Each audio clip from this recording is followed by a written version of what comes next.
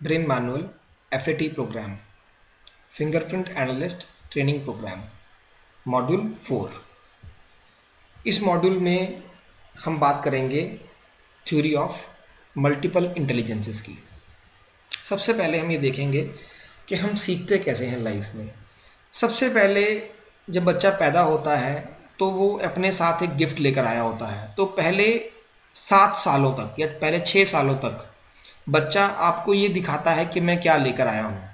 जैसे कि मान लीजिए एक बच्चा स्टूल के सामने खड़ा है और रो रहा है कि मुझे ऊपर चढ़ाओ, और एक बच्चा जो है वो स्टूल के ऊपर बार बार चढ़ जाता है और आपको उतारना पड़ता है। तो इस तरह से बच्चे जो हैं वो बताते हैं कि उनकी क्या क्या कमियां हैं और क्या क्या ताकत वो अपने साथ लेकर आए हैं। तो पुराने ज़माने में जो लोग थे वो अपने बच्चे के साथ टाइम बिताते थे। जो बूढ़े लोग थे वो साथ रहते थे बच्चे के, जिससे वो समझ पाते थे बच्चे को क्या पसंद है और क्या नहीं पसंद। लेकिन आजकल बिजी स्केड्यूल होने के कारण पेरेंट्स को ये समझना बहुत मुश्किल हो गया है कि बच्चों का जो इनबॉर्न नेचर है वो कैसा है। अब नेचर के हिसाब से ये डिसाइड किया जाता है कि नर्चर क्या है, कैसे आप नर्चर करोगे। इसीलिए पहले 7 साल बच्चा आपको दिखाता है कि मैं क्या लाया हूँ, मतलब वो आउटपुट मोड में होता है। नर्चरिंग में क्या होता है कि वो कहता है कि अब मैंने आपको दिखा दिया कि मैं क्या लेकर आया हूँ, अब आप मुझे सिखाओ क्या सिखाते हो। तो वो इनपुट मोड में आ जाता है, फिर उसकी नर्चरिंग होती है।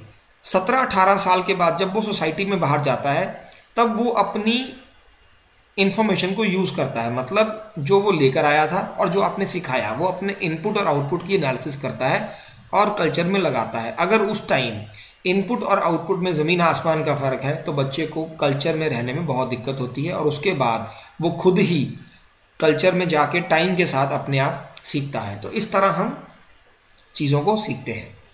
अब हम बात करेंगे कि इंटेलिजेंस क्या होती है। इंटेलिजेंस में सबसे पहला जो प्रोसेस आता है वो होता है ऑब्जर्व, फिर आता है आइडेंटिफाई, फिर आता है एनालाइज, फिर आता है सॉल्व और फिर आता है सेल।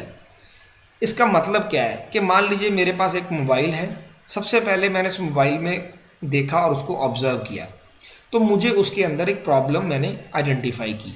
उस प्रॉब्लम को आइडेंटिफाई करने के बाद मैंने एनालाइज किया कि ये प्रॉब्लम इसके अंदर आती क्यों है, और उसके बाद मैंने एक नई चीज़ खोज की और मैंने उस प्रॉब्लम का हल ढूंढ लिया। मैंने सॉल्व कर लिया इस प्रॉब्लम को कैसे डील कर सकते हैं। 4 स्टेप मैंने कर लिए। लेकिन जब मैंने एक नया मोबाइल बना के उसको बेचने की कोशिश की तो किसी ने मान लीजिए उसको एक्सेप्ट नहीं किया, मतलब मेरा वो मोबाइल सेल नहीं हुआ। तो अगर जो चीज़ आपने इतना दिमाग लगाकर बनाई और वो सेल ना हो तो दुनिया उस बंदे को बेवकूफ़ ही मानती है, क्योंकि जो बिकता नहीं वो आदमी बेकार ही माना जाता है। इसीलिए अगर आप उन चीज़ों पे दिमाग लगाते हैं या उन चीज़ों को बनाते हैं जो आपकी कल्चर एक्सेप्ट करती है या वो सेल होते हैं, तभी आपको इंटेलिजेंट माना जाता है। तो इंटेलिजेंस बनाने के लिए आपको पांचों के पांचों स्टेप ये करने पड़ते हैं। आपके पास ऑब्जर्वेशन पावर होनी चाहिए, आपके पास आइडेंटिफिकेशन की पावर भी होनी चाहिए, आपके अंदर एनालाइजिंग की पावर भी होनी चाहिए, सॉल्विंग की पावर भी होनी चाहिए, सेल की पावर भी होनी चाहिए। जो ये पांचों स्टेप कर पाता है उसी को हम इंटेलिजेंस कहते हैं। जो साइंटिस्ट होता है वो हमेशा सबसे पहले ऑब्जर्व से स्टार्ट करता है और सेल तक जाता है। उसे फर्क नहीं पड़ता सेल होगा या नहीं होगा, वो सिर्फ चीज़ों को ढूंढने में टाइम लगाता है। इसीलिए इसको ज़्यादा बोला जाता है कि ये लोग थ्योरेटिकल ज़्यादा होते हैं। जहाँ कि हम बिजनेसमैन की बात करें वो सबसे पहले देखता है कि सेल होगी, अगर सेल होगी तो ही ऑब्जर्व करके नीचे वाला पूरा प्रोसेस करता है। तो इसीलिए बिजनेसमैन जो होते हैं वो ज़्यादा प्रैक्टिकल माने जाते हैं, क्यों? क्योंकि वो साइंटिस्ट के बिल्कुल उल्टा चलते हैं। वो सबसे पहले ये देखते हैं कि चीज़ बिकती है, अगर बिकती है तभी उस पर दिमाग लगाने का फ़ायदा है। इसीलिए इंटेलिजेंस को ये बोला जाता है कि ये आपकी एबिलिटी है प्रॉब्लम सॉल्व करने की या उन चीज़ों को बनाने की जो आपकी कल्चर एक्सेप्ट करेगी या बिकेंगे। इसीलिए इंटेलिजेंस एक प्रोसेस है जिसे नापा नहीं जा सकता। जितना ज़्यादा आप चीज़ों को बनाकर बेच पाए हो उतना ही ज़्यादा इंटेलिजेंट हो। अगर कोई सामने आपके एक छोटी सी शॉप लगाता है या पान की दुकान लगा के बैठा है और बहुत बढ़िया तरीके से अपना पान बेच रहा है, बहुत फेमस है, तो वो भी इंटेलिजेंट माना जाता है। क्यों? क्योंकि उसने एक ऐसी चीज़ बना ली जो दुनिया मांगती है, जो उसकी डिमांड करती है और वो सेल होता है, इसीलिए वो भी इंटेलिजेंट है। तो जितना ज़्यादा आपने चीज़ों को क्रिएट करके सेल किया होगा उतने ही ज़्यादा आप इंटेलिजेंस हो। इसीलिए डॉक्टर हॉवर्ड गार्डनर ने कहा है कि हम इंटेलिजेंस को मेजर नहीं कर सकते, सिर्फ उनको बढ़ा सकते हैं। अगर आप सोसाइटी में बिकते हो, आपका नाम है, तो आप बाय डिफॉल्ट इंटेलिजेंट हो। अब हम इंटेलिजेंस की बजाय एबिलिटीज की बात करेंगे। क्यों? क्योंकि एबिलिटीज को तरीके से यूज करना एक इंटेलिजेंस होता है। तो हम एबिलिटीज बता सकते हैं, इंटेलिजेंस नहीं। अपनी एबिलिटीज को तरीके से यूज करना ही इंटेलिजेंस होती है, जो डिपेंड करता है कि आपने की है नहीं की। तो अब हम स्टार्ट करते हैं एबिलिटीज के ऊपर। तो जैसे आपको बताया गया, ब्रेन 2 पार्ट में बटा होता है, लेफ्ट राइट, और लेफ्ट आगे 5 पार्ट में बटा होता है, राइट आगे 5 पार्ट में बटा होता है। तो सबसे पहले अब हम स्टार्ट करते हैं लिंग्विस्टिक्स से, जो आती है आपकी राइट रिंग फिंगर से। लिंग्विस्टिक्स क्या होता है? शब्दों को सुनना, बोलना और लिखना। ये वो कला है जो एक आदमी को शब्दों को बोलना, लिखना और सुनना सिखाती है। अब वो सही तरीके से शब्दों को बोलता है, नहीं बोलता है, वो यहाँ से नहीं आता है। आप मान लीजिए एक पागल, जैसे एक पागल क्या होता है, वो शब्दों को बोलता रहता है, लेकिन हम उसको पागल क्यों बोलते हैं? क्योंकि वो सही जगह पे सही शब्द इस्तेमाल नहीं करता। तो अभी जो हम एबिलिटी की बात कर रहे हैं, वो सिर्फ शब्दों को बोलने की बात कर रहे हैं। वो सही ढंग से बोलता है कि नहीं बोलता है, वो हम आगे डिस्कस करेंगे। सो राइट रिंग फिंगर से, R4 से हमें ये पता लगता है कि आपकी वर्ड्स को बोलने की, सुनने की और लिखने की कितनी कला है।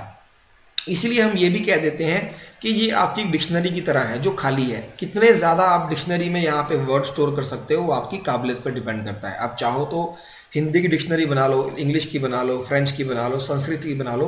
तो it is up to you कि आप किस तरह के वर्ड स्टोर करना चाहते हैं। अब कई बच्चे ग्रामर ज़्यादा पकड़ते हैं, कई बच्चे जानवरों के नाम ज़्यादा पकड़ते हैं, कई बच्चे कार्ड्स के नाम ज़्यादा प्रेफर रखते हैं, याद रखते हैं। तो किस तरह के शब्द आप याद रखोगे, वो डिपेंड करेगा कि आपकी बाकी एबिलिटीज़ कैसी हैं। तो ये शब्दों को याद रखने की एबिलिटी है। अब हम जो नेक्स्ट एबिलिटी की बात करते हैं, वो आती है लेफ्ट रिंग फिंगर से। उसे हम कहते हैं म्यूजिकल एबिलिटी। अब म्यूजिकल एबिलिटी क्या होती है? म्यूजिकल एबिलिटी गाना सुनना नहीं होता, गाना गाना नहीं होता। ये एबिलिटी का सबसे पहले आप बेसिक मतलब समझें। इसका मतलब ये होता है कि पिच मॉड्यूलेशन और रिदम कैसा है आपका, मतलब कितनी जोर से बोलना है, कितनी धीरे बोलना है, कब कितनी आवाज में बोलना है, ये आपको इस फिंगर से पता लगता है। मतलब आप अपने इमोशंस को शब्दों के थ्रू कैसे एक्सप्रेस करते हो, आप अपने एहसास को शब्दों में कैसे डालते हो, वो बताता है आपकी म्यूजिकल एबिलिटी क्या है। इसीलिए इसे इमोशनल मेमोरी भी कहा जाता है। आपका पिच मॉड्यूलेशन कैसा है, आप सलीके से बोलते हो कि नहीं बोलते हो, आप किस तरीके से अपने इमोशन को रिलीज करते हो, एकदम ब्लास्ट कर देते हो अपने आप को, या शांति से हल्के हल्के करके अपने इमोशन को रिलीज करते हो। तो ये आपकी एबिलिटी होती है इमोशन को रिलीज करने की। अब अगर हम लिंग्विस्टिक्स और म्यूजिकल को दोनों पैरेलल रख के समझें कि दोनों क्या होते हैं। लिंग्विस्टिक्स आपकी शब्दों को बोलने की कला होती है और म्यूजिक उसके अंदर एहसास डालता है। आप ऐसा मान सकते हैं कि लिंग्विस्टिक्स गाने के लिरिक्स होते हैं और म्यूजिक गाने के पीछे जो म्यूजिक होता है वो होता है। तो सिर्फ अगर आप शब्द सुनोगे गाने के तो आपको मज़ा नहीं आएगा, उसके साथ अगर आप म्यूजिक सुनोगे तो और भी मज़ा आएगा। अगर सिर्फ इंस्ट्रूमेंटल म्यूजिक सुन रहे हो तब भी आपको हल्का फुल्का मज़ा आएगा। तो इसीलिए शब्द और एहसास दोनों बराबर होने चाहिए। अगर किसी की लिंग्विस्टिक्स वाला पोर्शन ज़्यादा हाई आ रहा है रिपोर्ट के अंदर और म्यूज़िक वाला पोर्शन कम आ रहा है, तो इसका मतलब ये है कि वो बंदा बोलता ज़्यादा है, सुनता कम है। म्यूजिकल आपकी सुनने वाली पावर बढ़ाती है और लिंग्विस्टिक्स आपकी बोलने वाली पावर बढ़ाती है। अगर आपका म्यूजिकल ज़्यादा है तो आप सुनते ज़्यादा हो और लिंग्विस्टिक्स कम है तो बोलते कम हो। तो इसलिए आपको दोनों बैलेंस होने बहुत ज़रूरी हैं। अब अगर आपका लिंग्विस्टिक्स ज़्यादा है म्यूजिकल से तो आपकी आवाज़ भारी होगी, मतलब आपकी आवाज़ थोड़ी सी रफ होगी और आप बहुत देर तक उस आदमी को सुन नहीं पाओगे। अगर किसी बंदे का म्यूजिकल ज़्यादा हो गया तो उसकी आवाज़ में स्मूथनेस आ जाएगी, मीठापन आ जाएगा। हम कहते हैं उसकी आवाज़ बड़ी सुरीली है। तो जैसे जैसे जैसे से L4 बढ़ता जाएगा आपकी आवाज़ और सुरीली और मीठी होती जाएगी। तो एक अच्छे मोटिवेशनल स्पीकर को या एक अच्छे स्पीकर को ये बहुत ज़रूरी है कि उसका म्यूज़िकल भी हाई हो, और साथ में अगर उसको बहुत अच्छे शब्द यूज़ करने हैं, उसकी वोकैबुलरी स्ट्रांग होनी चाहिए, तो साथ में लिंग्विस्टिक्स भी होना चाहिए। तो दोनों लिंग्विस्टिक्स और म्यूजिकल दोनों ही बहुत इंपॉर्टेंट रोल प्ले करते हैं। अगर एक भी कम होगा तो दिक्कत हो जाएगी। अब मान लीजिए किसी के पास म्यूजिकल बहुत ज़्यादा है और लिंग्विस्टिक्स बहुत कम है, तो बंदे के अंदर एहसास तो बहुत है लेकिन उसके पास शब्द नहीं है एहसास को एक्सप्रेस करने के लिए। मतलब कई बंदों को आपने सुना होगा ये बोलते हुए कि यार मेरे दिमाग में बात आ रही है लेकिन बस मुझे शब्द नहीं मिल रहे हैं उसको एक्सप्रेस करने के लिए। तो ये डिफिकल्टी तभी आएगी जब लिंग्विस्टिक्स कम होगा और आपका म्यूजिकल ज़्यादा है और उसके पास शब्द ही नहीं है एक्सप्रेस करने के लिए। अब हम नेक्स्ट एबिलिटी पे मूव करते हैं, वो है राइट लिटिल फिंगर से आती है R5 से। इसे हम कहते हैं नेचुरलिस्टिक एबिलिटी। ये बेसिकली आपकी ऑब्जर्वेशनल पावर होती है। अब ऑब्जर्वेशन क्या होती है, ये अपने आप में एक बहुत बड़ा सवाल है। ऑब्जर्वेशन का मतलब ये होता है कि आप अपने सराउंडिंग्स को कैसे स्कैन करते हो और उनको स्कैन करने के बाद एक उनके अंदर लिंक्स ढूंढते हो कि इनके अंदर लिंक क्या है। मतलब ए करने से बी होता है, बी करने से सी होता है, सी करने से डी होता है। तो मतलब ए से डी अगर करना है तो मुझे बी और सी से निकल के जाना पड़ेगा। आपका पैटर्न क्या है। अब कई लोग ये बोलते हैं कि नेचुरलिस्टिक को ये बोल देते हैं कि वो घूमना फिरना होता है, जबकि वो गलत होता है। नेचुरलिस्टिक का जो मेन पावर होती है वो होती है ऑब्जर्वेशन। ऑब्जर्वेशन मान ली, अब इसको और समझने के लिए क्या करते हैं, मान लीजिए एक बच्चा जिसका ऑब्जर्वेशन बहुत स्ट्रांग है, वो एक छोटे से रूम में बैठा हुआ है और वो आपको सवाल पूछ रहा है कि अंकल आपने ये फ़ैन यहाँ क्यों लगाया, ये चीज़ यहाँ क्यों पड़ी है, ये यहाँ क्यों पड़ी है। तो वो बहुत देर से आपको चीज़ों को पूछ रहा है। तो ऑब्जर्वेशन वाला बंदा सवाल ज़्यादा करता है लेकिन आंसर लेने में उतना इंटरेस्टेड नहीं होता। ये आपकी ऑब्जर्वेशन पावर होती है। अब ये बच्चा 1.5 घंटे से बैठा इस कमरे में, बोर हो गया है। तो अब ये चाहता है कुछ और, इसको क्वेश्चन पूछने हैं जो बचे ही नहीं है चीज़ें क्वेश्चन पूछने के लिए। तो अब ये चाहता है बाहर निकलना, इसलिए अब ये उस कमरे से बाहर निकलना चाहेगा। इसीलिए जिनका ऑब्जर्वेशन बहुत स्ट्रांग होता है वो एक जगह पे बहुत ज़्यादा देर तक टिक के बैठ नहीं सकते। क्यों? क्योंकि वो एक जगह से बोर हो जाते हैं। तो इनके लिए दूसरी जगह पे जाना बहुत ज़रूरी हो जाता है। इसीलिए हम ये कह देते हैं कि इनको घूमना अच्छा लगता है। एक्चुअली में ये घूमने के लिए नहीं जाते, ये सिर्फ अपनी बोरियत को हटाने के लिए जाते हैं। और नेचुरलिस्टिक नाम इसको इसलिए दिया गया है क्योंकि नेचर एक ऑब्जर्वेशनल टैंक है। आप थोड़ी देर के बाद अपने घर से बाहर निकलें कुछ और देखने को मिलेगा, और 1 घंटे बाद बाहर निकले तो कुछ और देखने को मिलेगा। तो नेचर में इतनी ज़्यादा चीज़ें हैं ऑब्जर्व करने के लिए कि आप ऑब्जर्व करते करते थक जाओगे लेकिन चीज़ें ख़त्म नहीं होंगी। इसीलिए nature is an observational tank. इसीलिए इन लोगों को घूमना पसंद है। लेकिन आप घूमते हुए क्या देखते हो वो अभी हमें नहीं पता। अब कई बंदे पहाड़ी एरिया में जाके होटल में जाके आराम से बैठे रहते हैं, कई पहाड़ी एरिया में जाके बहुत ज़्यादा घूमते फिरते हैं। तो अब बाहर जाके आप पेड़ देखते हो या आप सीनरिक ब्यूटी देखते हो या आप लोगों की कल्चर देखते हो, अब एक्चुअली में क्या देखते हो वो डिपेंड करेगा कि आपकी बाकी एबिलिटीज़ क्या है। अब मान लीजिए कि आपका लिंग्विस्टिक्स और नेचुरलिस्टिक दोनों स्ट्रांग है, तो आप वर्ड्स को ज़्यादा ऑब्जर्व करोगे। इसलिए आप बुक्स के वर्ड्स को ज़रा बहुत तरीके से देखोगे, इसने ऐसा क्यों लिखा। अगर मैं बात करूं, अगर आपकी ऑब्जर्वेशन पावर म्यूजिकल के साथ आ गई है तो आप ये ऑब्जर्व करोगे कि कौन सी पिच कहाँ मारनी चाहिए, कब कितनी ऊंची आवाज़ में बोलना है, कब कितनी नीची आवाज़ में बोलना है। तो ये बंदा पिच मॉड्यूलेशन को ऑब्जर्व करेगा, तो he can become a good composer also. तो म्यूजिक कैसे कंपोज किया जाता है, कब ऊपर करनी है आवाज़, कब नीचे करनी है, तो यहाँ पे ऑब्जर्वेशनल पावर आपकी दिखाई देती है। तो किसके साथ शुरू होगी वो डिपेंड करेगा कि आपकी बाकी एबिलिटीज़ क्या है। लेकिन ये समझना बहुत ज़रूरी है कि इंटेलिजेंस के सबसे पहले प्रोसेस में ऑब्जर्वेशन आती है। अगर ये आपकी एबिलिटी सबसे वीक आ रही है या इसमें वीक आ गया है बच्चा, तो बाकी एबिलिटीज़ को यूज़ करना बहुत मुश्किल हो जाता है। जैसे कि मान लीजिए किसी बच्चे का ऑब्जर्वेशन वीक है लेकिन बाकी सारी एबिलिटीज़ बहुत स्ट्रांग है, तो वो बच्चा कैसा होगा कि आपको कई बार आपने सुना होगा कि किसी माँ बाप को कहते हुए कि पता नहीं क्यों इसको सामने पड़ी चीज़ भी दिखाई नहीं देती, इसको दिखानी पड़ती है। तो इसका मतलब ये है कि उसके सामने वो चीज़ें हो जाती हैं लेकिन वो ऑब्जर्व ही नहीं कर पाता कि क्या हो गया उसके सामने। तो आपको वहाँ पे एफर्ट ज़्यादा लगाना पड़ेगा बच्चे को समझाने के लिए कि बेटा ये करने से ये हुआ है, इस चीज़ को यहाँ से ऐसे लेके जाओगे तभी वो चीज़ ऐसे होती है। तो पैटर्न क्या है, स्मूथनेस क्या है, वो चीज़ें सब यहाँ से आती हैं। इसीलिए जितनी भी टेक्निकल काम होते हैं, जितने भी मैथमेटिकल काम होते हैं, वो सारे ऑब्जर्वेशन मेमोरी बहुत ज़्यादा मांगते हैं। इसीलिए जिसका ऑब्जर्वेशनल एबिलिटी या नेचुरलिस्टिक एबिलिटी स्ट्रांग है वही बच्चे बहुत ज़्यादा टेक्निकल पढ़ाई के अंदर जा सकते हैं। अगर ऑब्जर्वेशन वीक है तो टेक्निकल पढ़ाइयों में जाना या उनके अंदर सर्वाइव करना एक बच्चे के लिए बहुत मुश्किल हो जाता है।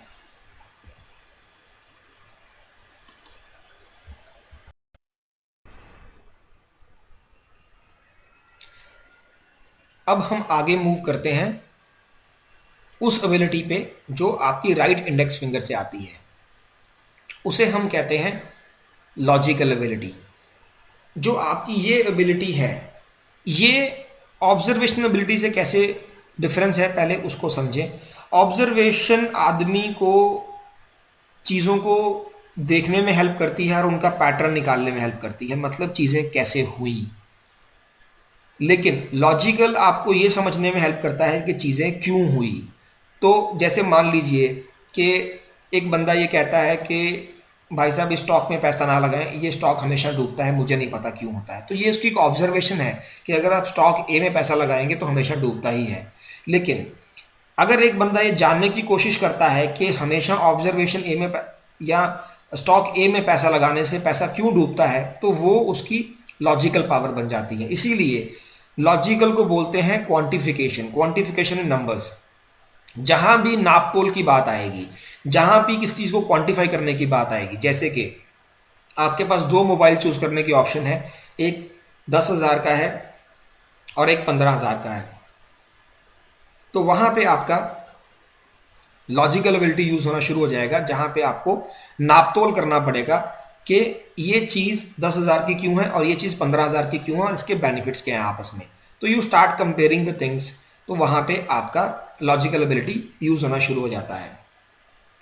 लॉजिकल एबिलिटी जैसे कि आपको मैंने बताया क्वांटिफाई करने में हेल्प करती है। अब इस एबिलिटी को हम ये भी बोलते हैं कि ये आपको क्वांटिफाई करने में हेल्प करती है टाइम एंड स्पेस को।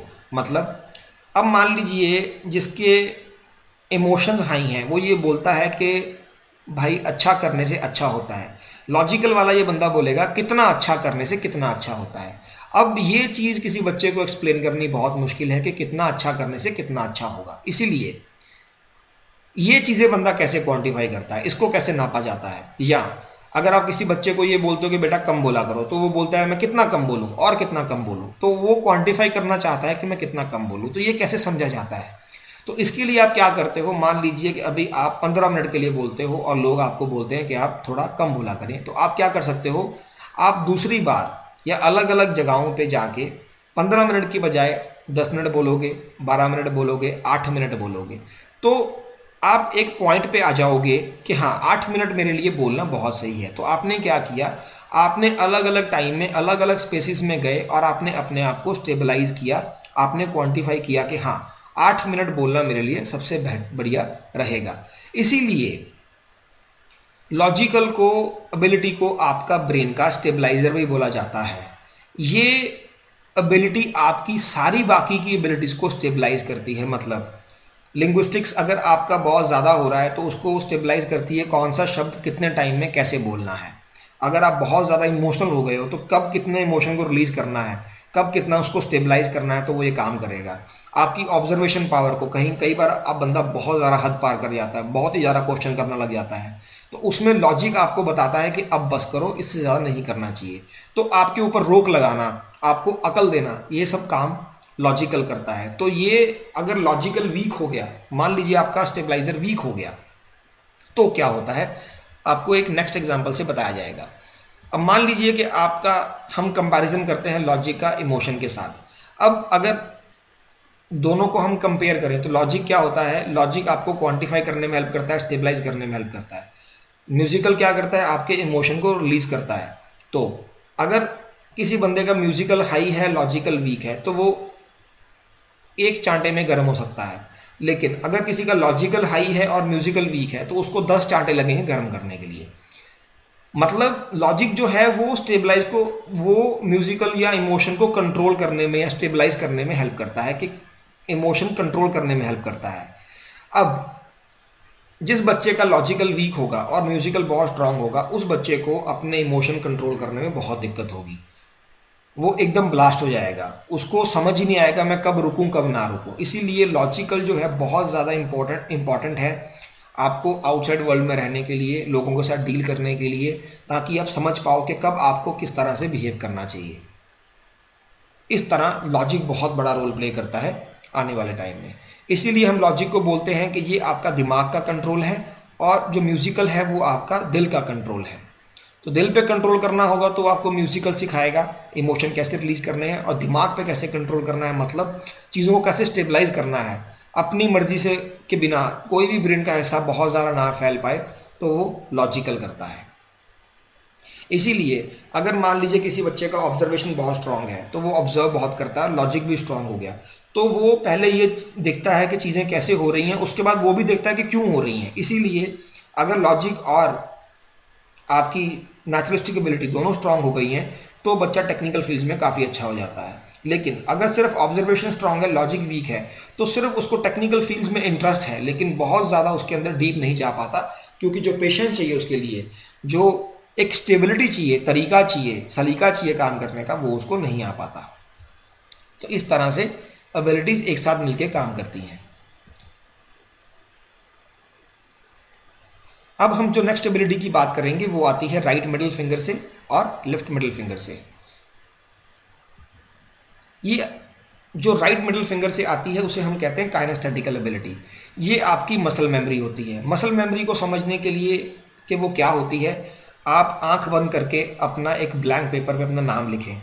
मोस्टली लोग अपना लिख पाते हैं, उसे हम कहते हैं मसल मेमोरी। तब आपने देखकर नहीं लिखा, आपके मसल्स को याद था कि मुझे कैसे मूव करना है। जब आप गाड़ी कोई ड्राइव करते हो तब भी आप अपनी मसल मेमोरी यूज़ करते हो, क्योंकि इनिशियली आपने अपने मसल्स को ट्रेन कर दिया है कि कब एक्सेलेरेटर दबाना है, कितना ब्रेक दबाना है, तो वो ट्रेन हो गए हैं। अब कई बार लोग फ़ोन पे बात करते करते भी गाड़ी ड्राइव कर लेते हैं, उसे कहते हैं कि उन्हें मसल्स ने याद कर रखा है कैसे मूव करना है, उसे कहते हैं मसल मेमोरी। अब आपका जो राइट और जो लेफ्ट मिडिल फिंगर है वो आपका पैराइटल लोब बनाता है, और यही आपकी पूरे मसल्स को चलाने में हेल्प करता है। तो हमारी पूरी बॉडी एक मोटर मानी जाती है। सारी बॉडी को आप मान लीजिए कि एक छोटे छोटे मोटर्स हैं। अब कोई भी अगर आपको काम करना हो तो आपको अपनी बॉडी का इस्तेमाल करना पड़ेगा। या तो आप अपने छोटे छोटे बोन्स का इस्तेमाल करोगे या बड़े बड़े बोन्स का इस्तेमाल करोगे। तो अगर आप अपने छोटे बोन्स का इस्तेमाल करते हो तो हम कहते हैं आप अपनी काइनेस्थेटिकल एबिलिटी का यूज़ कर रहे हो, मतलब अपने फाइन मोटर्स यूज़ कर रहे हो। मतलब कि आप उन मसल्स का यूज़ कर रहे हो जो एक्टिविटीज़ आप एक जगह पे बैठ के या एक जगह पे खड़े होके कर सकते हो। जो भी एक्टिविटीज़ आप एक जगह खड़े होके या एक जगह बैठ के करते हो, मतलब कोई बहुत देर तक कंप्यूटर पे काम करने का काम है, या आपको बहुत ज़्यादा हाथ की कला वाला काम आ रहा है, सिलाई कढ़ाई वाला काम आ रहा है, या लिखने वाला काम है, तो जितने भी काम आपको एक जगह पर रुक के बैठ के करने पड़ते हैं वो सारे फाइन मोटर्स के अंदर आ जाते हैं। और उसके लिए आपको राइट मिडिल फिंगर अपनी जो यहाँ से जो एबिलिटी निकल के आएगी वो आपको बताएगी कितनी आपके अंदर काबिलियत है उस चीज़ को करने की। जो आपकी लेफ्ट मिडिल फिंगर होती है वो बताती है कि आप अपने बड़े जो मोटर्स हैं उसको कैसे यूज़ करते हो। मतलब जो काम एक जगह से दूसरी जगह पे मूव होके करने पड़ते हैं, जहाँ पे आपको बहुत ज़्यादा फिजिकल एक्टिविटी करनी पड़ती है, जैसे कि स्पोर्ट्स हो गया, एथलेटिक्स हो गए, या आपको बहुत देर तक एक मोटिवेशनल स्पीच देनी है खड़े होके वॉक करते हुए, या बहुत ज़्यादा एक्टिंग करनी है, स्टैमिना बहुत ज़्यादा चाहिए किसी भी चीज़ को करने के लिए, तो आपको ये एबिलिटी की ज़रूरत पड़ेगी। तो अगर आप दोनों एबिलिटीज़ को इस्तेमाल करेंगे तभी ही आप एक अच्छे इंसान बन पाएंगे।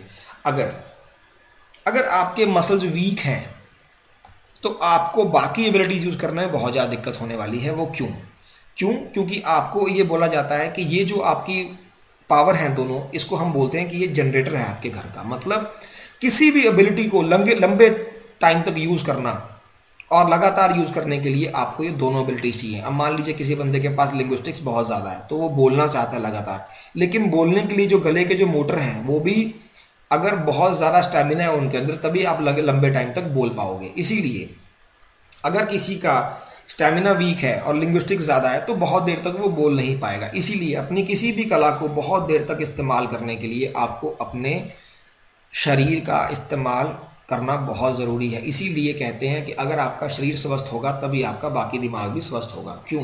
क्योंकि अगर शरीर ही स्वस्थ नहीं है, अगर ये ब्रेन का पार्ट डेवलप नहीं हुआ है तो बाकी सारी कलाएं पड़ी पड़ी सड़ जाएंगी, क्योंकि आप उसको बहुत देर तक यूज़ ही नहीं कर सकते हो। इसीलिए मसल मेमोरी जो है ये आपका बहुत इम्पॉर्टेंट रोल प्ले करती है चीज़ों को बनाने में।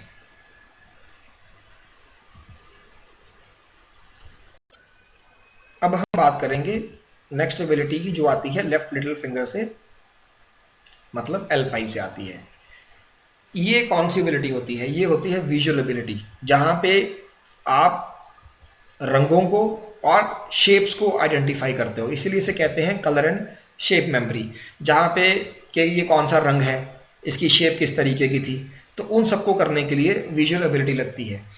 जिनका विजुअल बहुत हाई होता है उनको बहुत ज़्यादा ब्राइट कपड़े पहनना, बहुत ज़्यादा शॉपिंग करना, सुंदर चीज़ों को पसंद करना, ये उनकी एक बाय डिफ़ॉल्ट एक कमजोरी भी बन जाती है, क्योंकि उनको कलरफुल चीज़ें अच्छी लगती हैं। इसीलिए विजुअल एबिलिटीज़ आपको हेल्प करती है कलर्स को याद रखने में कि ये कौन सा रंग है और उसकी शेप कैसी थी, तो वो चीज़ें काम करने में हेल्प आती हैं।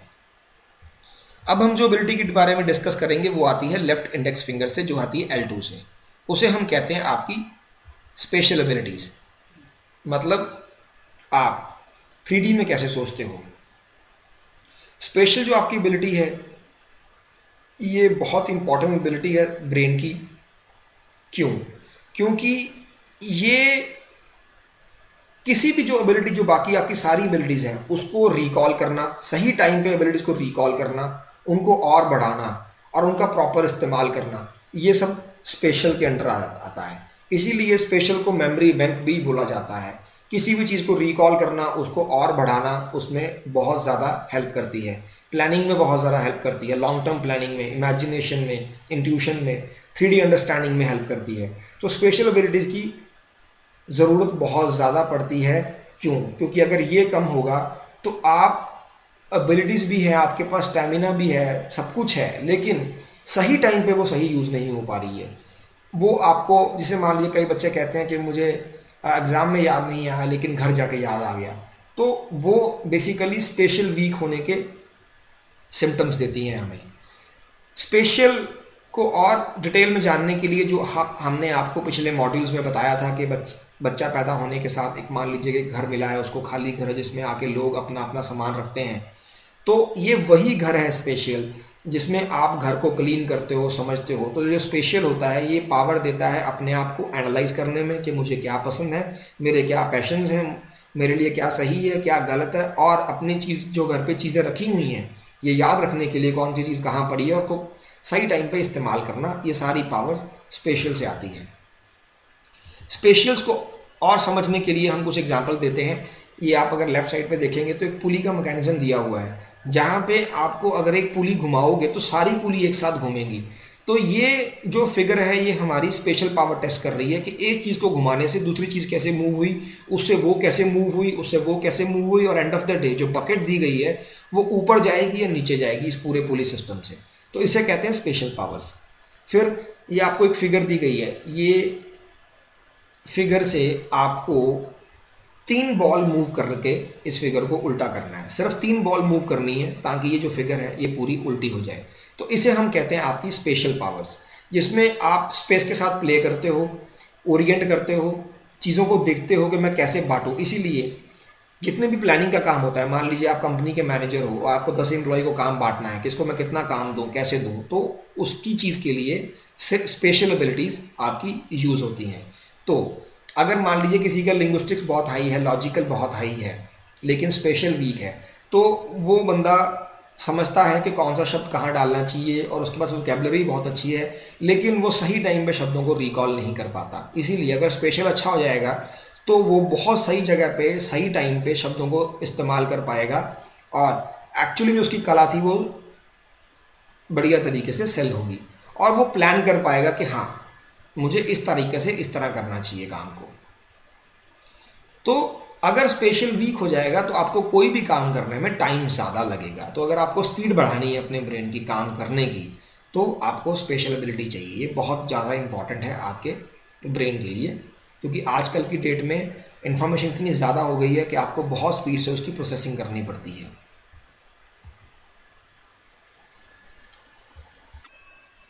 अब हम बात करेंगे नेक्स्ट एबिलिटी की, जो आती है राइट थंब से, R1 से।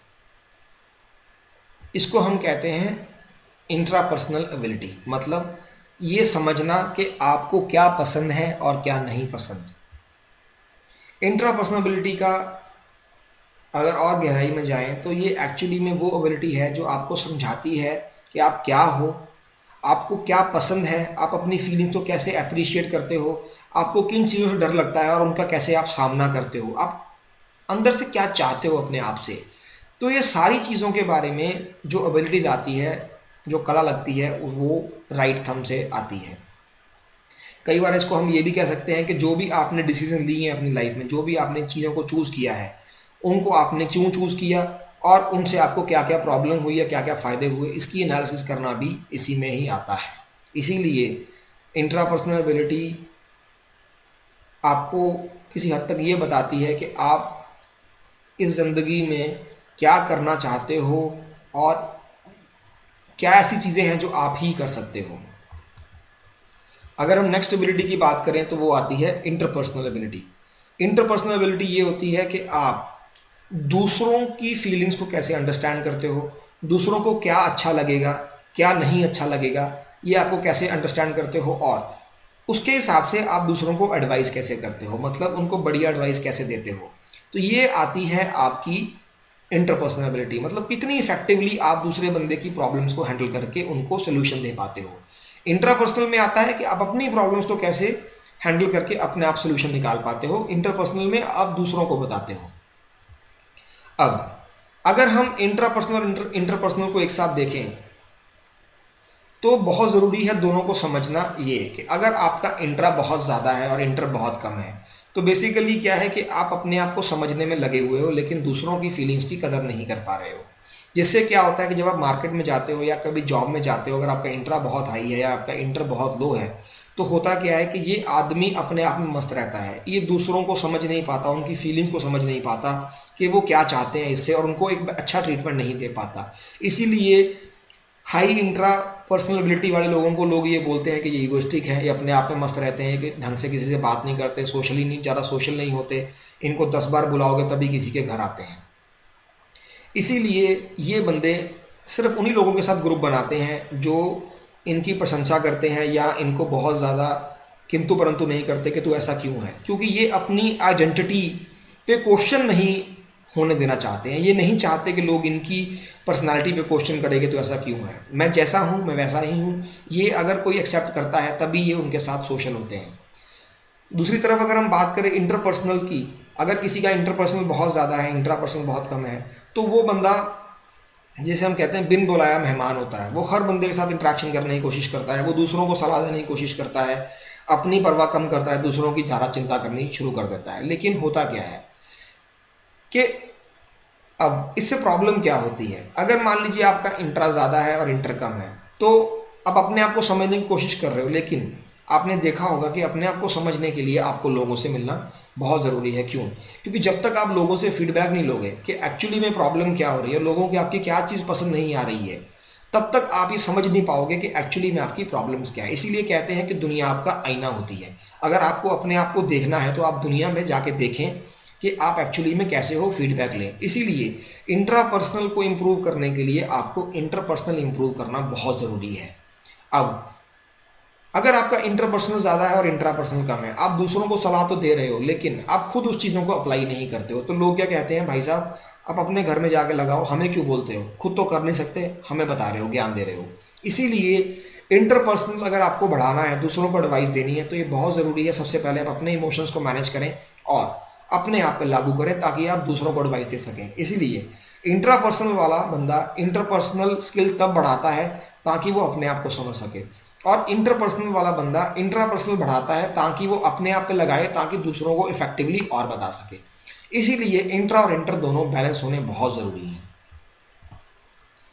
अब अगर हम एबिलिटीज़ को समराइज़ करें, सबसे पहले हमने लिंग्विस्टिक्स की बात की थी जो हमारी वर्बल मेमोरी है, फिर हमने म्यूजिकल की बात की थी जो हमारी इमोशनल मेमोरी है। मतलब अगर किसी ने हमें अप्रेज़ किया है, किसी ने हमारी प्रेज़ की है, 2 अच्छे शब्द बोले हैं तो हमारी मेमोरी में स्टोर हो जाते हैं। फिर हमने बात की थी ऑब्जर्वेशनल मेमोरी की जो नेचुरलिस्टिक होती है कि हमने कुछ नई चीज़ देख ली या एक शॉकिंग चीज़ देख ली तो आपकी ऑब्जर्वेशन मेमोरी में वो जाके स्टोर हो जाएगी। फिर हमने बात की थी आपकी एनालिटिकल मेमोरी कि जब आपने किसी ऊपर बहुत रिसर्च किया, एनालाइज किया, स्टेबलाइज कर लिया अपने आप को, तो वो एनालिटिकल मेमोरी में चला जाता है। फिर हमने बात की थी आपके फाइन मोटर्स की जो आपकी मसल मेमोरी होती है, जो भी काम आप एक जगह बैठ के करते हो वो सारे आपके राइट मिडिल फिंगर से आते हैं। जो कामों को आपको एक जगह से दूसरी जगह पर जाके करना पड़ता है वो आपके ग्रॉस मोटर्स करते हैं जो लेफ्ट मिडिल फिंगर से आता है। लेफ्ट लिटिल फिंगर जो होती है वो आपकी विजुअल होती है, कलर एंड शेप मेमोरी, जो बताती है कि कौन सा कलर कैसा है या उनकी शेप कैसी थी, मतलब वो रेक्टेंगल है या स्क्वायर है। इसीलिए विजुअल और आपकी कलर मेमोरी में आ जाती है। अब अगर बात करें स्पेशियल की, तो स्पेशल आपका मेमोरी बैंक होता है जो सारी मेमोरीज को एनहांस करने में, उनको रिकॉल करने में और उनको प्रॉपर यूज़ करने में काम आता है। स्पेशल का सबसे ज़्यादा लिंक होता है फाइन मोटर्स और विजुअल के साथ। मसल मेमोरी और विजुअल के साथ बहुत ज़्यादा लिंक होता है स्पेशल का, क्योंकि अगर आपको किसी भी चीज़ को रिकॉल करना है या तो आप बहुत ज़्यादा प्रैक्टिस करोगे उसके ऊपर, अपनी मसल मेमोरी को प्रैक्टिस करोगे, उससे आप बहुत जल्दी चीज़ों को इमेजिन कर पाते हो, और या फिर आपने उन चीज़ों को बार बार देख रखा हो तब भी आप उसको जल्दी रिकॉल कर पाते हो। इसलिए विजुअल और मसल मेमोरी का बहुत बड़ा रोल प्ले होता है। अगर किसी की मसल मेमोरी वीक है तो उसकी कॉन्सेंट्रेशन भी वीक हो जाएगी। क्यों? क्योंकि उसका स्टैमिना कम हो जाएगा, वो किसी भी एक्टिविटी को बहुत देर तक नहीं कर पाएगा। इसीलिए मसल मेमोरी बहुत बड़ा रोल प्ले करती है, चाहे वो फाइन मोटर हो या ग्रॉस मोटर हो, वो कॉन्सेंट्रेशन के अंदर बहुत बड़ा रोल प्ले कर जाती है। इसीलिए इस तरह से सारी एबिलिटीज आती हैं। उसके बाद हमने बात की थी इंट्रापर्सनल की, फिर हमने बात की थी इंटरपर्सनल की। तो ये आपकी पूरी एबिलिटी की समरी है कि कैसे कैसे ब्रेन की कौन कौन सी एबिलिटी कैसे काम करती है और उनका क्या क्या फंक्शंस होता है। एक चीज़ यहाँ पे समझना बहुत ज़रूरी है कि कोई भी एबिलिटी अकेले काम नहीं करती है, वो सबके साथ मिलके काम करती है, क्योंकि ये पूरा ब्रेन है। ऐसा नहीं है कि आपका नेचुरलिस्टिक स्ट्रांग हो जाएगा तो आप सब कुछ कर पाओगे, नहीं। नेचुरलिस्टिक के साथ देखना पड़ेगा कि आपका इमोशन स्ट्रांग है कि नहीं, आपका विजुअल स्ट्रांग है कि नहीं, आपका लिंग्विस्टिक स्ट्रांग है कि नहीं। अगर मसल मेमोरी वीक हो गई तो स्टेमिना ही वीक हो जाएगा। अगर ऑब्जर्वेशन वीक हो गया तो आप सामने पड़ी चीज़ को समझ ही नहीं पाओगे कि वो ऐसा आपके साथ क्यों हो रही है। लॉजिक अगर नहीं होगा तो आप चीज़ को देखा तो आपने समझ लिया कि ये ऐसा हो रहा है, लेकिन क्यों हो रहा है ये आप समझ नहीं पाए हो, तो लॉजिकल आपको वो समझाता है। स्पेशल आपको रिकॉल करने में हेल्प करेगा कि ज़िंदगी में ये चीज़ें क्यों हुई, कैसे हुई, क्या करना चाहिए था, इसको सही टाइम पे उसका इस्तेमाल करना, ये सारी पावर्स स्पेशल से आती हैं। तो अगर आप देखेंगे ये एक बहुत अच्छा मिश्रण है पूरी एबिलिटीज़, तो ये हमें सारे फंक्शंस करने में हेल्प कर जाती है। अगर हम इनको एक मान लें, अगर एक भी एबिलिटी ख़राब होती है तो वो सारी एबिलिटीज़ को इम्पैक्ट करती है। तो इस रिपोर्ट का मकसद यही होता है कि आप ये देखें कौन सी एबिलिटी स्ट्रांग है, कौन सी वीक है, और वो दूसरी एबिलिटीज़ को कैसे इफेक्ट करती हैं और कितनी ज़्यादा। तो इस तरह से हमने इस एबिलिटीज़ को समराइज़ किया। इससे हमारा जो मॉड्यूल 4 है वो फिनिश होता है। Thank you. Live healthy and wealthy.